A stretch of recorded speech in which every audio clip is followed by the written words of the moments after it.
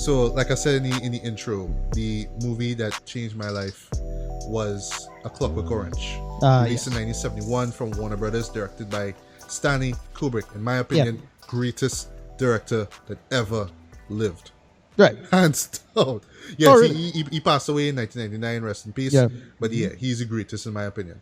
And the funny thing about it is, well, they could intervene as well too. Before seeing this movie, my favorite movie of all time at the time was The Good, Bad, and the Ugly. All right, okay. I saw it on local TV. It blew me away. Of course, the theme song, timeless theme song, the characters, that Mexican standoff, that was just amazing, right? Yeah. But that was before I got cable TV and the internet, basically. So when I got the internet, I just basically started to look up a lot more about movies and stuff. And then I ran into this one film called A Clockwork Orange. Now, I know a lot of people, like, even prior to even seeing this movie, were kind of like, wait, what does this title mean? I don't understand this. It sounds so profound but so weird at the same time. And I just remember just looking up stuff about it. I would, like, look up little sound bites. I remember you used to have them like on Real Player. Remember that? Yeah. Exact's appearance, yeah. You used to have like these little sound clips from the movie and all too. And I was just fascinated by the show, even though I never saw a frame of it. I never saw a actual video clip of it. Right. And then in 2001, ironically, Cinemax, which was still one of my favorite stations at the time, had this full marathon of Stanley Kubrick movies. Right. And they had, like, from Lolita, 2001, A Space Odyssey, Right. Doctor Strangelove, and all that stuff. And I remember around the nighttime, they had this special documentary called Stanley Kubrick: A Life in Pictures, which is actually part of the Stanley Kubrick box set, which I have in my possession. Haha. Right. That was a Christmas gift that I bought for myself, by the way. Yeah. And it was narrated by Tom Cruise, if you remember, who starred in his last film, which was Eyes Wide Shut, which was released in 1999, a week before he died at age 70. Right. And point is, A Clockwork Orange came like right after that. So it actually aired 12:45 on, I can't remember the actual day, but it was right after that documentary. And I told myself at the time that I had to see this show. So this was me, like, in secondary school at the time. Went to my bed early. I told myself, okay, getting up 12:45. I had my alarm set for 12:30. And just like that, it came on, got up, sat down, watched this movie downstairs by myself. Right. From that opening shot, which is just a color, and that music comes on when the Calluses music comes on, I was just glued to that screen from start to end. And this is 137 minutes of me just glued to the screen. Right. Every shot, every musical cue, every line of dialogue, everything that I saw, I was just blown away by it. And ever since then, I just always go back to it. I always really pick up more about it. And that's one thing that I love about, great movies. Yeah. Every time you watch them, you always pick up on something new, or you're always impressed by something being done, Yeah, for me, this film I had to clear this, sorry.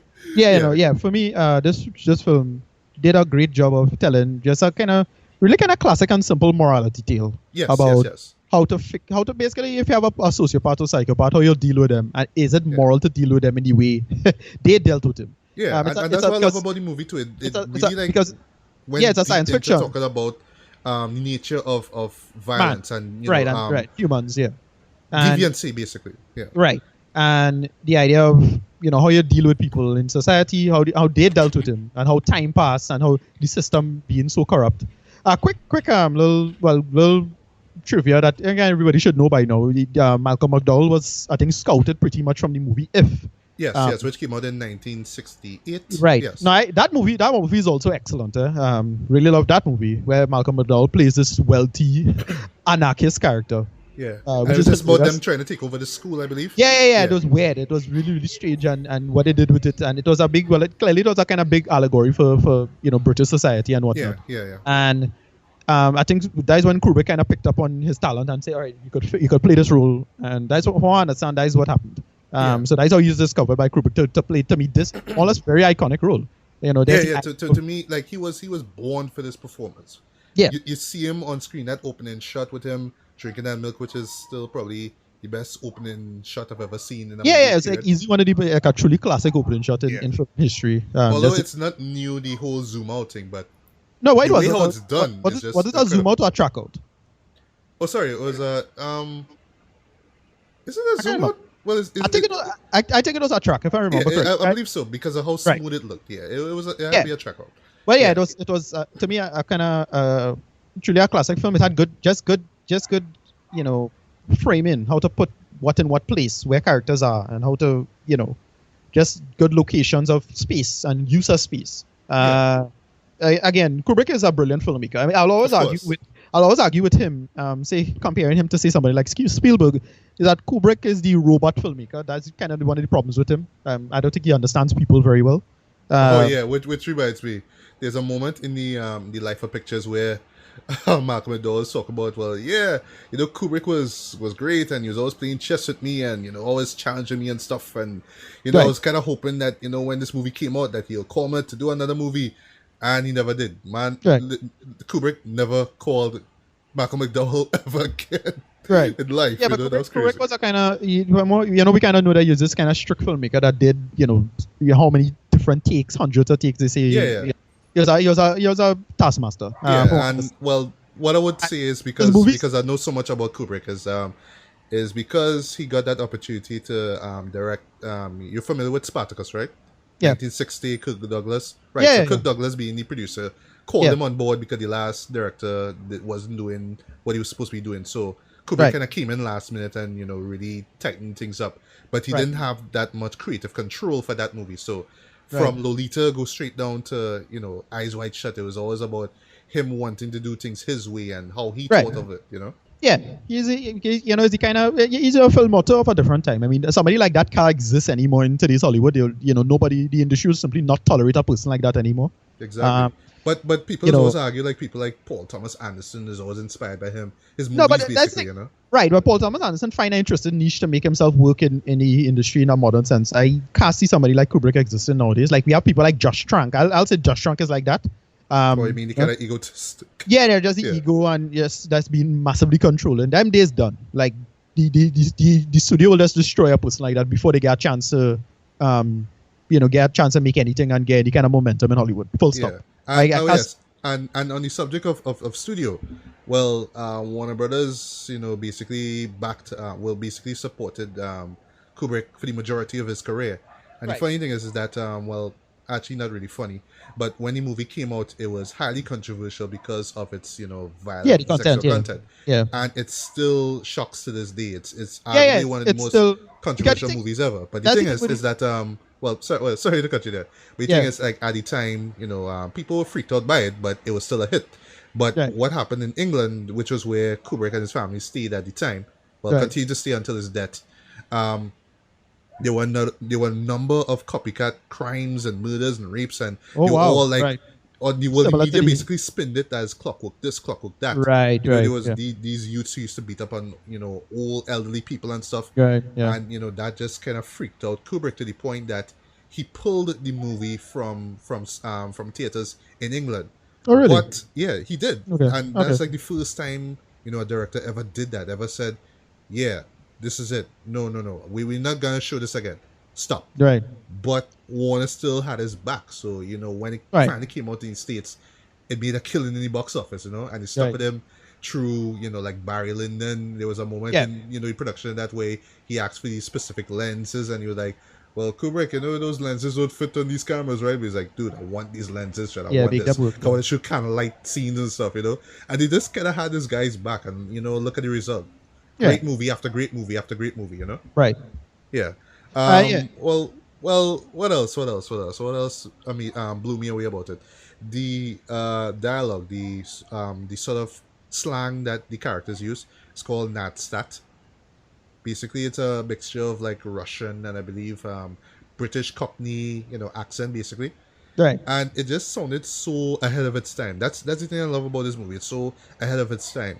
And yes, it's in the future, but it's so it's so realistic. It's not like you're seeing flying cars. This is not Yeah. Blade Runner. This is not that type of future. Right. It's a future that basically is like how our time is now. You know, it was way ahead of its time. Yeah, And they it did the really whole. continue. Yeah, that's it. They got into the whole idea of medical ethics in that movie. I thought quite well. The idea of how it is you treat people with mental issues, what it Yes, is yes, you do yes. what you do with them, how much. Cause you could get into that big, and gets into all of this like really uncomfortable argumentation about free will. Yes, you know, yes. Like what like what the prison chaplain says, you know, about Right. choice. If a man can't Right. choose, he ceases Right. to be a man. Right, exactly, and know? they, drug use, and if he was capable of his crimes, and if he had control of himself before, even after, Yeah, and if he gets into that whole just the fact that he lived with a you know, in a decent family, you know, well mom Right. and dad, but you know, even though he's still living there, he's still doing all these deviant acts with his buddies and all that kind of stuff. right, You know, and and you it really does- go really deep into that, and they don't really give you a proper answer. It's just really for you to kind of sit back and figure it out for yourself. Yeah. Yeah. And they do a decent job with that for the most part. Yeah. This film works. It works on that level. It works on just these on again. It brings up these debates, but because I think it's one of those movies that you could use in legitimate discussions. It's not Yes, it's just yes. a dumb movie.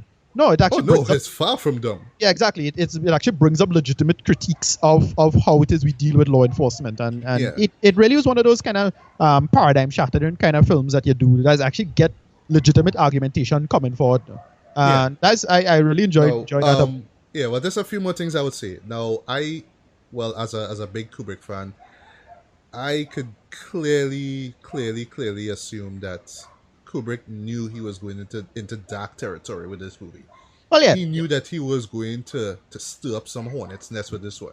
He knew that he was going to make people real uncomfortable, and like I don't know if in the near future I really would love to do like a special, maybe if we continue this retrospect series where you talk about the most controversial movies from 1971, because I thought like that particular year was crucial in terms of that sort of those movies that basically challenged audiences, you know. So not just A Clockwork Orange, there was Dirty Harry, there was Straw Dogs, both of Right, which were yeah. also two of my favorite movies.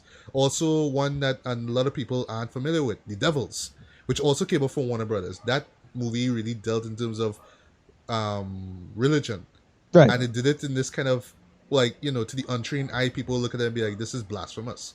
Right. They're really talking bad about the Catholics and church and all that kind of stuff, but it really goes way deeper into that though. But it's like I said, it's a show that maybe I'll talk about in the future, but who knows. But yeah, that particular year though was just amazing in terms of movies, just really challenging viewers, challenging people's perceptions. And that's what I loved about this movie, is that, you know, from the first 10 minutes of this show, you genuinely hate Alexander Delage. That's the character's name, the Yeah. protagonist. Alex, You hate him for the things that he does, but Yeah. the way how he talks, the way how he moves, even that moment where he's singing in the rain and Yeah. beating up on that poor guy. Yeah. and There's stuff. a lot of Yeah. subversion. It has a lot of subversive. film history subversion actually. Yeah.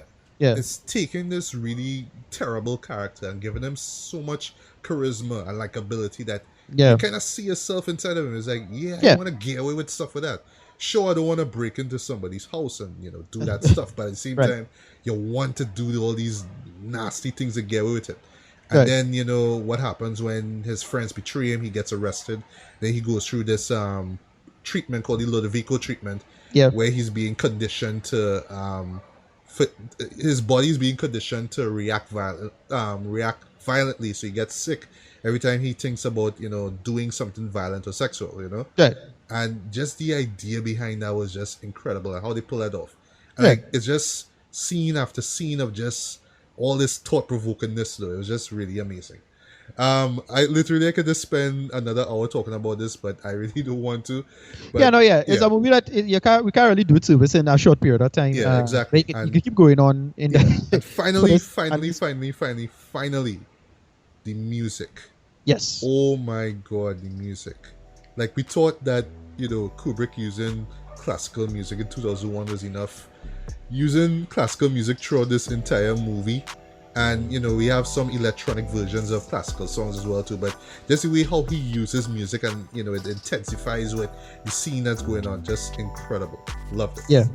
Yeah. And yes, you will not listen to Singing in the Rain Same again after you see this movie, guys. Definite 5 out of 5 stars. See this Nice. movie before you die. Best movie ever, in my opinion. Yeah. Love it.